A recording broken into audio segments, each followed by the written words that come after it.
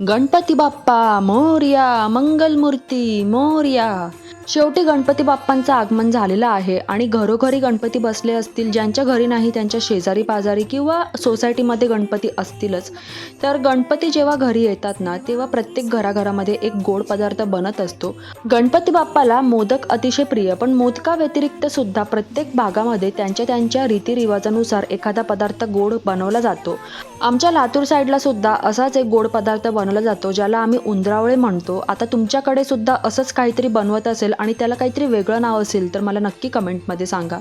तर ही बनवण्याची प्रोसेस अतिशय सोपी आहे. त्यासाठी मळलेल्या गव्हाचं कणिक घ्यायचं आणि कणकेचे आहे ना अशा पद्धतीने छोटे छोटे उंदरावळे आम्ही बनवून घेतो.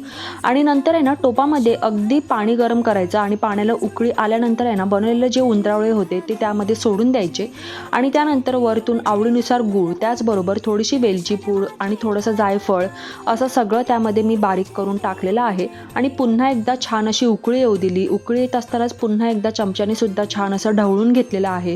अगदी 15 मिनटं आपल्याला छान अशी उकळी येऊ द्यायची आहे. आणि सगळ्यात शेवटी मी टाकलेलं आहे तुपामध्ये परतलेले सुक्या खोबऱ्याचे तुकडे आणि ते टाकल्यानंतर सुद्धा छान अशी 5 मिनटं उकळी येऊ दिली. तर बघू शकता इथे आपले हे उंदरावळे तयार झालेले आहेत.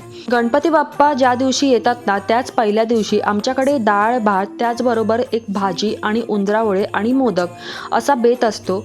आणि नेमकं त्या दिवशी आहे ना आमच्याकडे कांदा आणि लसणाचा वापर करत नाही जेवणामध्ये. आणि मला आठवते जेव्हा आम्ही लहान होतो ना, त्यावेळेला हमखास आई हे बनवायची.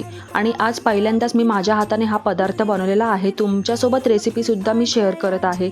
तुम्हाला रेसिपी कशी वाटली नक्की सांगा. आणि तुमच्याकडे काय गोड पदार्थ बनवतात आजच्या दिवशी ते सुद्धा कमेंटमध्ये सांगायला विसरू नका.